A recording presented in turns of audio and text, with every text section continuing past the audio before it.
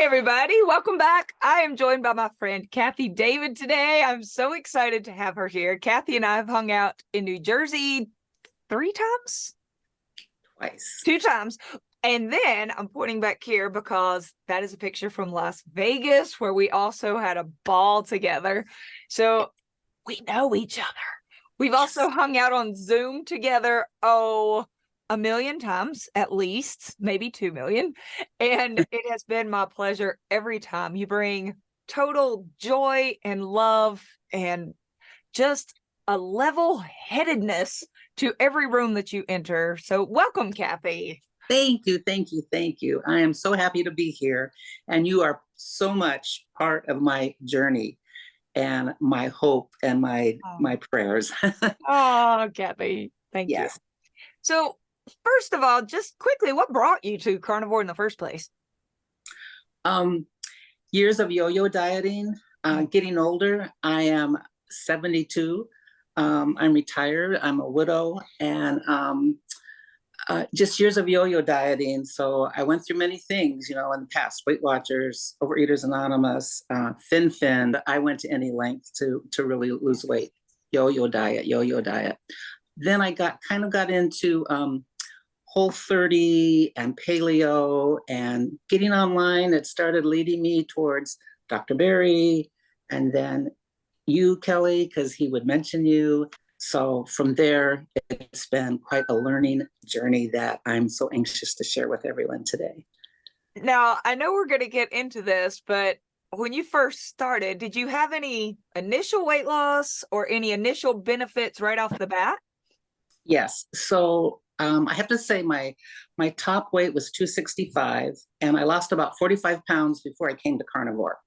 So when I came to carnivore, my initial first month results were I had arthritis. I have arthritis in one of my knees, and going up and down stairs was pretty painful. That went away right away. And my complexion, even at my age, still breaking out all the time. Wow. My complexion cleared up. Those were the first 2 things in the first few months. And I started losing some weight that I saw immediately. That's fabulous. So the time that I've known you, though, as a carnivore, this is what I seem to hear from you in the meetings a lot. Stick with it. Focus on the non-scale victories. Look for the better sleep, less joint pain, just health. And we're looking at this in the long term. And when I saw you say that week after week, I was like, yes, Kathie. Every time you would raise your hand in the meeting, I'm like, Kathie David, let's hear the voice of reason.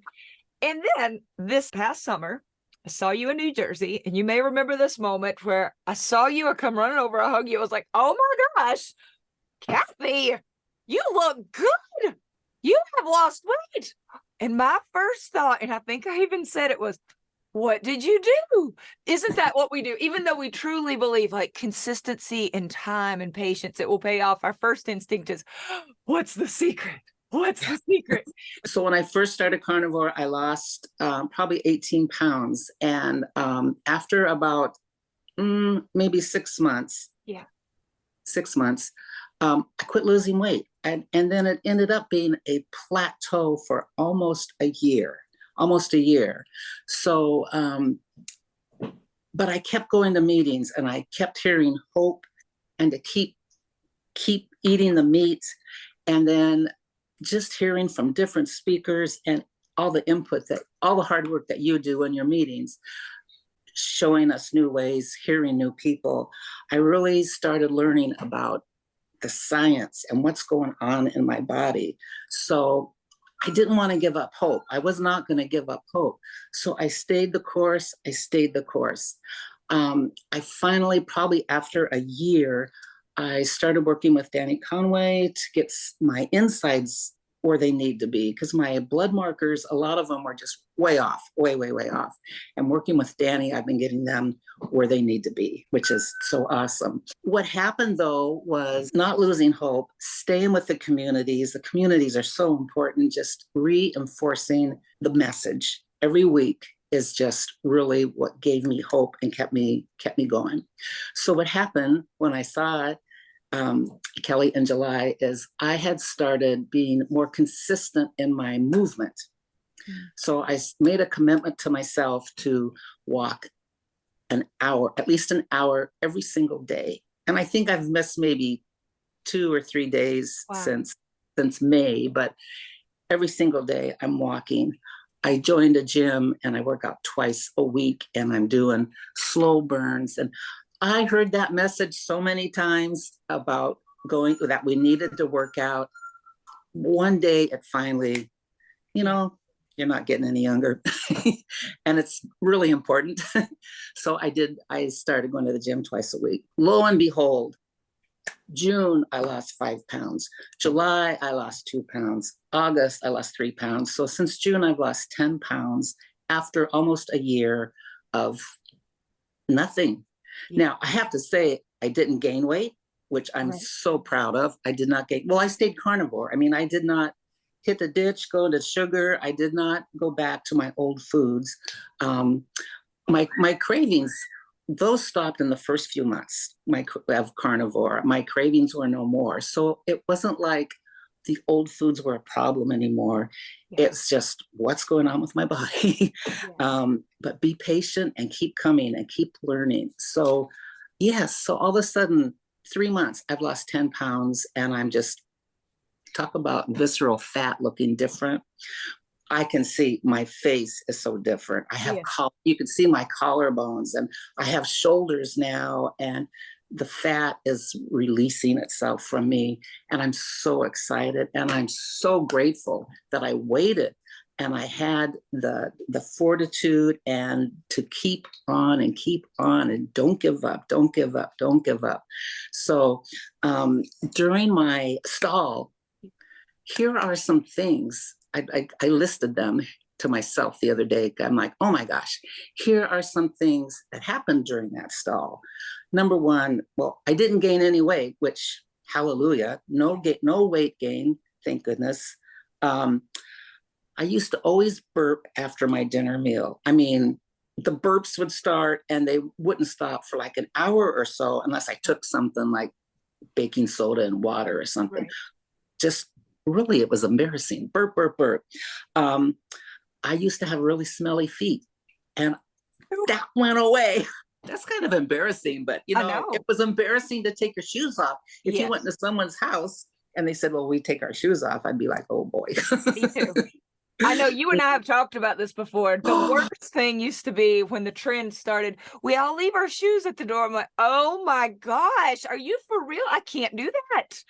And now, not a problem. Yeah, not a problem. No, that went away. That went away. My first year, I had leg cramps a lot. Yeah. I don't have leg cramps anymore. They went away. I lost 5.5 inches during that stall. So I didn't lose any pounds, but 5.5 inches is a lot. Yes. Thinking of those things as I'm going through my stall really kind of helped me to don't give up. Things are happening. And you would always mention stuff is going on in your body when you're not losing weight. And I believed that, and I hung on to that. And it just feels so good now to see some results. I track my food. I've been tracking my food for over a year now, and it's just second nature to me. It's not a pain in the butt. It's simple. It's just do it. My TDEE was, I think, 1750. So I shot for 1,600 calories a day. Sometimes I go up. Sometimes I might be a little under. My macros were 80 to 100, my protein, and my fat was either at 80 or between 70 and 80%. Okay. So I've kind of hit those macros consistently. Again, consistently. That's my message, is stay consistent. And I'm still tracking to this day. Yeah. Sometimes I have a little more protein. I've noticed in the last several weeks, my protein's been a little bit higher. I'm not sure why. If my body's I'm craving a little more meat. So instead of like 5 ounces, I might be having like 6 or 7 ounces, but I'm losing weight. So how many times have you said, eat more and lose weight? Yeah. Yeah. At least eat enough. Right? Yes. At least enough. And for plenty of people that is going to be eat more. It's not that if you're eating way more than you already needed, eat more than that. Not necessarily, but at like there's a sweet spot of you've gotten enough. Yes, Yeah, yes. where our body can thrive. Another thing I've just noticed, because since I do track, so I'm not obsessed with numbers, I don't weigh myself all the time. Maybe once a month, or if I feel something getting kind of loose, like the last time I weighed, my watch was feeling a little loose. I thought, okay, I think it's time to get on the scale. Yeah. And then I see less, I drop a pound or so. It's working for me. It's working for me. I'm just so happy and I'm so excited. And I was in a meeting the other day, and this lady, she was new, and she said, I just have one question. She goes, is there hope for me? I mean, she was, I just felt for her. Yes. I raised my hand immediately. And I was like, yes, there's hope. Do not give up hope. There is hope, but you've got to toe the line, and you've got to give yourself time. Kelly, you had a great topic last week about five-year window. That just hit my heart so much, because wait till you see me in 5 years. Wait till you see me in 5 years. Okay, so it's been January will be 2 years. And I'm willing to wait, because everything keeps getting better. Everything keeps getting better. My mood, I'm so happy. I always thought I was a happy person, but believe me, I'm like overflowing a lot, even when I'm by myself. I live alone now, widowed. I'm happy. Like today, I'm just, this is fun. This is fun, of course, time with you. But I'm happy, and my friends notice it, and it's just awesome. This way of eating has been the best thing I've ever done, and I've never felt better. Ever have I felt better. And I even felt better when I was on my stall. Yes. Physically, I wasn't losing weight, but emotionally, I felt so good and so happy. And my family notices it when I go and visit them. I mean, everyone can just see it. And it's not fake. This is how I feel. If I'm smiling and looking happy, it's because I'm feeling it inside. I really am. And I want people to know that you can have it too. And it may just take longer than other people. What a message. Kathie, this past weekend on Instagram, I made a post. It was my before and after. And I said I was nowhere close to my current weight when I hit year 3 without carbs.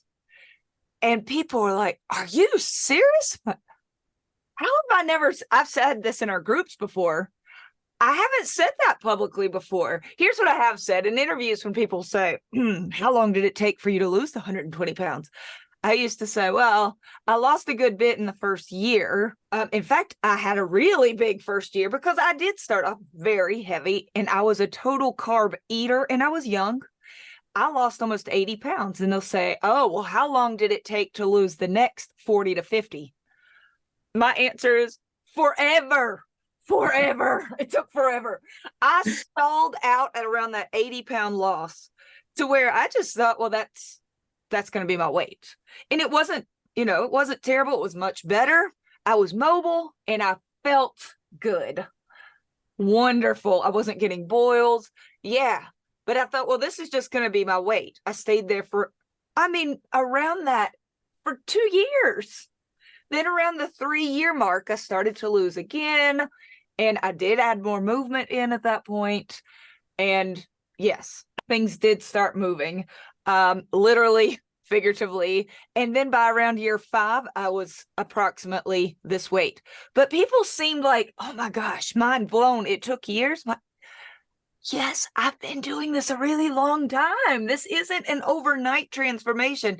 And I thought of you. I thought people need to hear that more. Thank you. I'm so glad you shared that. Like I said, it just went straight to my heart. It does. People need to hear that. Yes. It's not a quick fix. For some people, it works out really great for them. They just drop, and that's awesome. But it's not a quick fix.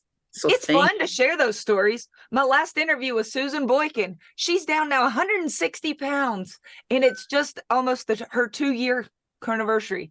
That's fun. And we celebrate that. And I'm so happy. But she's going to celebrate you watching this because she knows that you have hung in there and that the mental benefits have come and now physical as well. And one thing I know that a lot of people have been taught is this saying, which we attribute to Albert Einstein, and that is the phrase, the definition of insanity is doing the same thing over and over again and expecting different results. Well, it turns out Albert Einstein didn't even say that, firstly. It came from an Alcoholics Anonymous meeting was the first time it was ever quoted. You know, that quote is brilliant when you apply it to addiction because, yes, the definition of insanity then would be I'm going to repeatedly use addictive substances that hurt my body and expect a different result. So perfect. But then people apply it to good things they're doing for their body. And they'll say, you know, I've been walking for 3 weeks. I haven't had carbs in 3 weeks. I've been getting good sleep and lifting weights. And nothing is happening. And to them, when they step on the scale, that's where nothing is happening. And they say to themselves, this voice of addiction is like, the definition of insanity is you're going to keep doing the same thing when nothing is happening. What they may not realize, Kathie, is what you now realize because you have educated yourself. Insulin is coming down. Glucose is coming down. Your gut can be healing. Muscle mass is building. Bone density is building. People lose so many inches before they ever see a pound on the scale. Things are healing mentally. They're setting habits into place. And it can take years for all of that to culminate into a healthy body weight. But people will often quit before that ever happens. It can get very easy for people to quit and go back to old habits because they may not have the support around them. I was with friends yesterday having lunch, and I had a late breakfast, so I just had some water, and they were going on about their food. My one girlfriend goes, Kathie, I feel so bad for you that, you know, you can't taste this. And I'm like, don't feel bad for me. That's right. That doesn't bother me. What you guys are eating does not bother me at all. And I feel so good, and I don't want to jeopardize how I feel by tasting something that you guys, you know, really enjoy. Just enjoy. Don't worry about me. I'm fine. You know, that's my life now, and it's wonderful. It's so freeing. Your attitude is just absolutely contagious. You said something earlier about, you know, what I didn't do was go back. I didn't go back to my old ways. And I remember a time when I was not just stalled, but even gaining weight as a carnivore. There have been times, and I don't say this often enough either. Yes, I did lose 125 pounds, but there were times where I lost nothing for many, many, many months. There were times when I gained, times when I lost, and none of that was from cheating. Zero. There was no sugar involved, and I know same for you. No sugar, no sweets. I haven't even tasted fruit it'll be 19 years in November. That wasn't why I was gaining. And one time I was in a carnivore group. This was really early days, my first 6 months of total carnivore, where I had found some support. And I said, I just don't understand why this isn't working anymore. And I don't know if I can keep doing this, Kathie. That's what I said in the group. Can I keep doing this? And this woman named Cynthia, who had been at it a good bit longer than I had, this carnivore thing, she said, well, Kelly, so now what? If you don't keep doing this, what do you do next? And she took the drama out of my drama. But this is a good question. What would I do if I weren't doing this? Go back to sugary, carby processed foods. We know I was gaining weight like crazy on that. Like you said, at least you weren't gaining. I had boils with that. I had pain with that. You don't want to go back to the pain that you had, the arthritis pain and all that. Nope, that's not going to work. What are we going to do? Plant-based, Kathie? How is no that? way. No way. I've been there, tried that. Disastrous results. Am I going to go back to fiber and the digestive issues? No, this is the best I'd ever felt, even when I wasn't losing. And people are so quick to dismiss that. Yeah, okay, it's the best I felt, but it's a pretty big deal, this whole feeling good thing. Mm-hmm. The weight will come. And when you mentioned before the 5-year plan, I am trying really hard to get people to think, what if you did stay off of carbs, eat good, fatty, delicious meat, take the walks, get sleep, and deal with stress for the next 5 years. And even maybe throw in the hour of walking if you're able to do it, and twice a week lifting heavy things. Is there anybody that thinks that in 5 years you're not going to look so much better and feel so much better? What better could you do for yourself? And I think that's where we have to get our heads at. Yeah, it's a powerful message. You got to keep it in. I always keep it in today as far as my food is.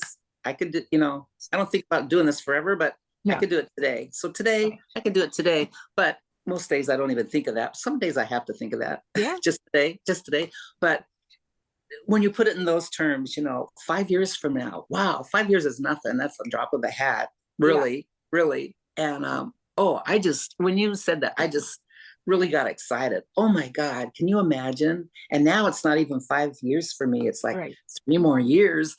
Yeah.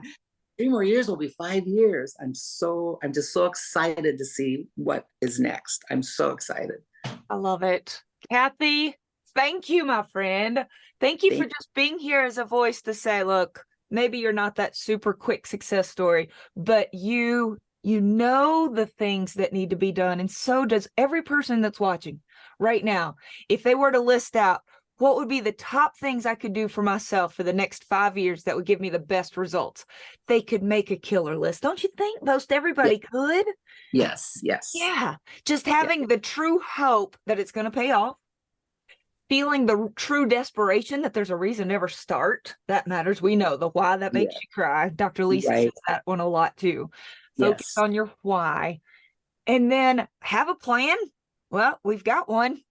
We've listed it a couple of times here. Some solid actionable steps we could start. And then just have the patience to give it the time to work and look under the surface for things that are changing even when it's not the scale. Right. Yeah. Yes.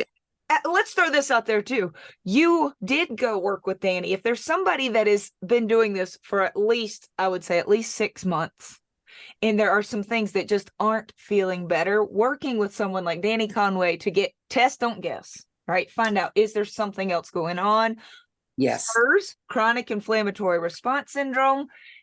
If you can find a shoemaker practitioner who's certified in the 12 steps, there are people who need that. But it's never going to help, even if it is a gut issue or SIRS, is processed sugary junk sitting in the house all day, scrolling our phones all night. We know what to do. I love you, Kathie David. High five, sister. Love you too, sister. Love you. All right. See you in our group tomorrow, right? Yes. See you tomorrow. Bye.